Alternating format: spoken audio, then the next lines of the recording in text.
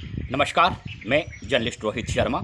आप मेरे साथ में हैं दिल से रोहित चैनल में। दोस्तों, राजस्थान में इसे भारतीय जनता पार्टी का दुर्भाग्य ही कहेंगे या फिर ये भारतीय जनता पार्टी के लिए काफ़ी चिंताजनक विषय हो सकता है कि कांग्रेस पार्टी के सरकारों की तुलना में भारतीय जनता पार्टी की जब जब राजस्थान में सरकार का गठन हुआ तब तब यहाँ पर कई बड़े आंदोलन देखने को मिले, कई लोगों की जानें गई, कई लोग घायल हुए। आपने देखा होगा जब वसुंधरा राजे यहाँ पर मुख्यमंत्री थी तो घड़साना का किसान आंदोलन, जिसमें किसानों पर गोलियां चलाई गई, कई किसानों की मौत हुई। इसी तरह से गुर्जर आंदोलन, जिसमें 70 से ज़्यादा गुर्जरों की मौतें हुई। कई दिनों तक एक अलग सा माहौल राजस्थान में देखने को मिला और कई आंदोलनकारी घायल भी हुए, करोड़ों अरबों रुपए की संपत्तियां नष्ट हुई। और फिर आपने देखा होगा कि इस आंदोलन की वजह से वसुंधरा राजे सत्ता से बाहर भी हो गई। भारतीय जनता पार्टी जब 2008 के विधानसभा चुनाव हुए तो कहीं ना कहीं लोगों ने भारतीय जनता पार्टी की सरकार से दूरियां बना ली, जबकि वसुंधरा राजे का पहला कार्यकाल बहुत अच्छा था, बहुत अच्छे उन्होंने डिसीजन लिए थे क्योंकि वो पहली बार मुख्यमंत्री बनी थी 2003 में। लेकिन घड़साना का किसान आंदोलन और गुर्जर आंदोलन वसुंधरा राजे सरकार को या भाजपा की सरकार को ले डूबे 2008 के विधानसभा चुनाव में। हालांकि कांग्रेस पार्टी की सरकारों में भी आंदोलन हुए हैं। सवाई माधोपुर सीमेंट फैक्ट्री का आंदोलन कैसे भूल सकते हैं, क्योंकि डॉक्टर लाल मीणा उस आंदोलन से सीधे जुड़े हुए थे। लेकिन फिर भी जब किसी भी कांग्रेस पार्टी के नेता से, बड़े लीडर से ये बात पूछी जाती है तो उनका सीधा सा टका सा यही जवाब होता है कि जब जब भारतीय जनता पार्टी की सरकारें आई हैं यहाँ पर बड़े बड़े आंदोलन हुए हैं और कांग्रेस पार्टी की सरकार में तो कभी कोई गोली चली ही नहीं। इस तरह की बातें वो कहते हैं। अब मैं इन आंदोलनों का जिक्र इसलिए कर रहा हूं कि वर्तमान में राजस्थान में भारतीय जनता पार्टी की सरकार है और मुख्यमंत्री की कुर्सी पर एक साफ सुथरी छवि के राजनेता भजनलाल शर्मा विराजमान हैं। पहली बार के विधायक हैं, लेकिन जिस तरह से 1-1.5 साल में उन्होंने सरकार का संचालन किया है उसमें उनकी एक परिपक्वता साफ नज़र आ रही है। लेकिन ऐसी क्या वजह है कि एक जो बड़े जन आंदोलन की एक बड़ी आहट जो अब सुनाई दे रही है। हालांकि आंदोलन तो जारी है। मैं समरावता प्रकरण की बात कर रहा हूं।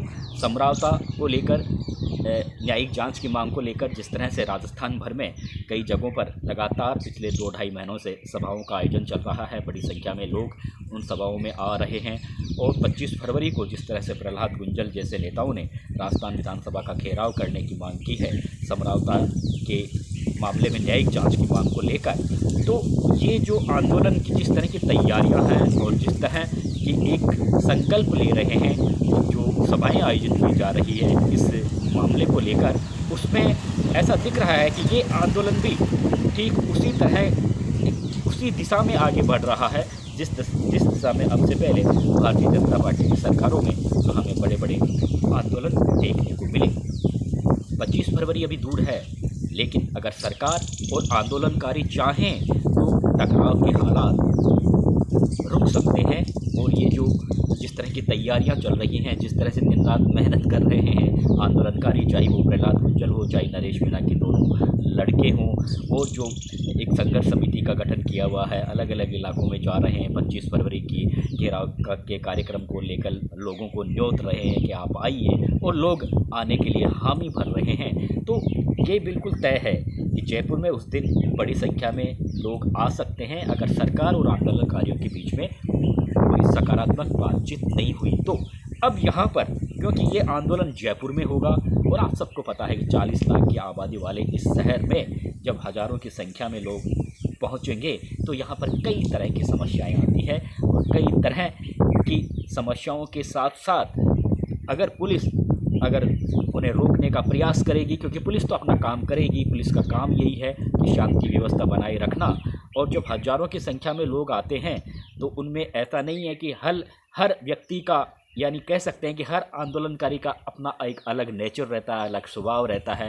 कोई किस मिजाज के साथ आंदोलन में अपनी उपस्थिति दर्ज करवाता है, कोई किस स्वभाव के साथ आंदोलन में अपनी उपस्थिति दर्ज करवाता है। अगर उस समय आंदोलन के जो कर्ता धर्ता हैं अगर ये कहें कि आप थोड़ी शांति बनाए रखें, तो ये कोई गारंटी नहीं है कि उनकी बातें आंदोलनकारी माने, क्योंकि हमने कई आंदोलनों में इस तरह का वाक़या देखा है। इसलिए अगर समय रहते 25 फरवरी अभी दूर है।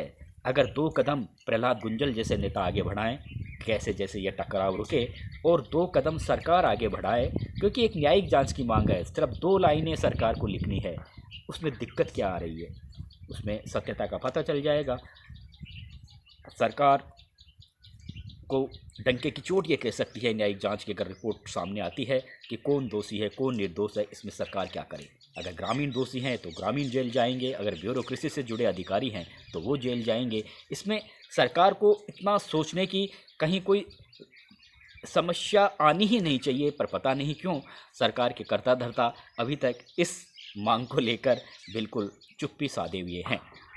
ये बात अलग है कि नरेश मीणा ने जिस तरह का अपराध किया वो सबके सामने है, उसके लिए हर आदमी कहता है कि उसने गलत किया। जिस रास्ते पर चलकर वो अपनी एक राजनेता, एक अच्छा या एक श्रेष्ठ राजनेता या लोकप्रिय राजनेता बनने का जो रास्ता उसने चुना है वो किसी भी लिहाज से ठीक नहीं है, क्योंकि कानून कानून होता है और फिर अगर आप कानून के जंजाल में फंस जाते हो तो फिर आपको कई दिनों तक जेल में भी ठहरना पड़ता है, और अब वही स्थिति से नरेश मीणा गुजर रहा है। लेकिन वो जो घटना हुई थी, समरावता की जो घटना हुई थी, उसमें अनेकों वीडियो ऐसे हैं ग्रामीणों के पास में, उसमें साफ नज़र आ रहा है कि कहीं ना कहीं इसमें अकेले ग्रामीण दोषी नहीं हैं। इसलिए जो उन्हें डाउट होता है, जिस तरह के बयान चित्रा मीणा खुद कलेक्टर से कहती हैं, एसपी से कहती हैं कि जबरन उनसे वोटिंग करवाई गई, और ये अगर जबरन वोटिंग नहीं करवाई जाती तो नरेश मीणा तक ये बात पहुँचती नहीं और नरेश मीणा आवेश में आकर इतना बड़ा गुनाह करता नहीं। लेकिन वो जब जैसे ही उसने ये सुना कि जबरन वोटिंग करवाई है, ग्रामीण मतदान का बहिष्कार किए हुए हैं, लेकिन इसके बावजूद नौकरी जाने का खतरा दिखाकर अगर वोटिंग करवाई गई है, तो ये जब, क्योंकि वो उम्मीदवार था, उसका गुस्सा आना लाजमी था और गुस्से में वो अपने को काबू नहीं रख पाया और उसने इतना बड़ा गुनाह कर दिया, जिसकी वजह से करीबन 3 महीने हो गए वो जेल में बंद है। लेकिन और बाकी के जो ग्रामीण जिनके साथ में वो कहते हैं कि हमारे साथ में इस तरह से नाइंसाफ़ी हुई, इस तरह से हम पर अत्याचार किए गए, उनका क्या कसूर है? और अगर सारी चीज़ें हो भी गई है तो अगर इस मामले की सत्यता की परत नहीं खुलती है तो ये जिम्मेदारी तो सरकार की ही बनती है कि इस मामले की सत्यता की परख खोले और जो भी दोषी हो उसे जेल के अंदर भेजे। तो अगर इस बात को लेकर प्रहलाद गुंजल अगर आंदोलन बराबर जिस तरह से वो बराबर अपनी आवाज़ उठा रहे हैं, तो इसमें कहीं ना कहीं उनकी वो एक वाजिब मांग को लेकर सड़कों पर उतरे हैं। तो यहाँ पर डॉक्टर किलवाल मीणा का एक मध्यस्थता की भूमिका निभा सकते हैं। देखिए, डॉक्टर किलवाल मीणा राजस्थान के पूर्वोत्तर हिस्से से ताल्लुक़ रखते हैं, दौसा के सांसद रह चुके हैं, दौसा जिले की कई विधानसभा सीटों से विधायक रह चुके हैं।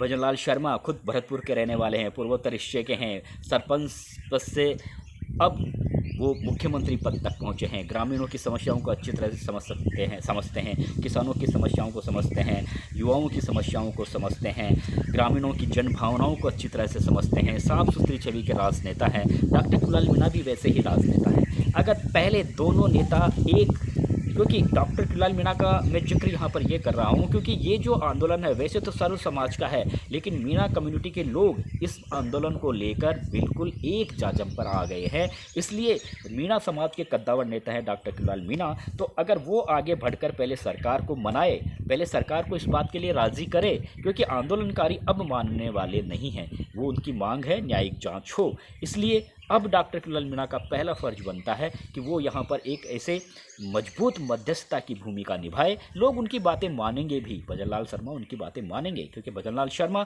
और डॉक्टर किलवाल मीणा के बीच में बहुत अच्छे राजनीतिक ताल्लुकात हैं।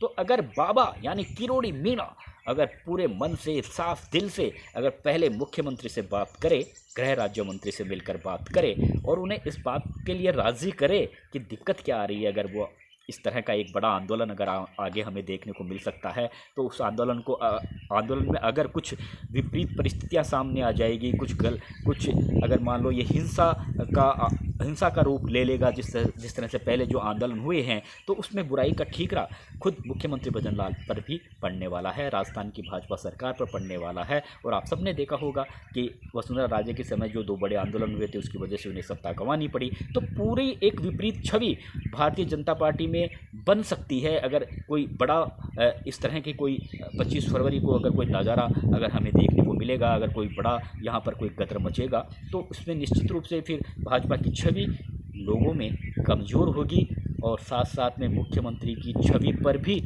एक विपरीत असर पड़ेगा। तो बेटर ये रहेगा कि किरोड़ी मीणा पहले क्योंकि वो सीनियर कैबिनेट मंत्री हैं और इस जो घेराव के कार्यक्रम में दौसा पूर्वोत्तर हिस्से के युवा ज़्यादा इसमें शामिल हो सकते हैं। युवा नहीं, हर आयु वर्ग के लोग इसमें शामिल हो सकते हैं। हाड़ौती अंचल से तो आएंगे ही, क्योंकि हाड़ौती अंचल से प्रहलाद गुंजल वास्ता रखते हैं, नरेश मीणा वास्ता रखते हैं, उन जिलों से तो आएंगे, लेकिन पूर्वोत्तर जिले से भी बड़ी संख्या में लोग इस घेराव के कार्यक्रम में आ सकते हैं। क्योंकि भले ही राजस्थान की खुफिया पुलिस खुद जानकारियाँ जुटा रही हो, लेकिन ये तय है कि जिस तरह की तैयारियां चल रही है उससे देखते हुए इस घेराव के कार्यक्रम में बड़ी संख्या में लोग आ सकते हैं। तो इस टकराव को रोकने के लिए किरोड़ी मीणा को पहले मुख्यमंत्री के साथ बैठकर उन्हें विश्वास में लेना होगा न्यायिक जांच के लिए, और फिर आप प्रहलाद गुंजल जैसे नेता को बुलाइए और कुछ अगर इसमें आंदोलनकारियों को भी अगर कहीं ना कहीं सरकार उनकी बात को मानती है और कुछ बातों को विचार के लिए छोड़ देती है, तो उनमें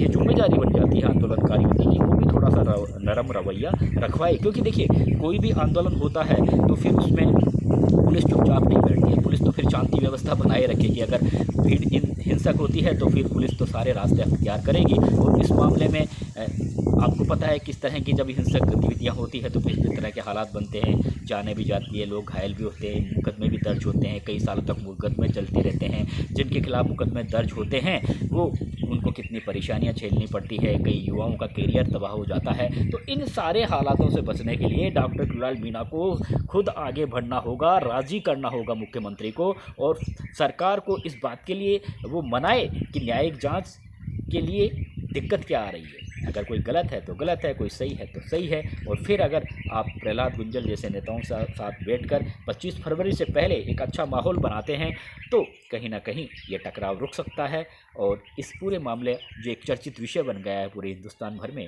उसकी सत्यता भी सामने आ सकती है। नमस्कार दोस्तों।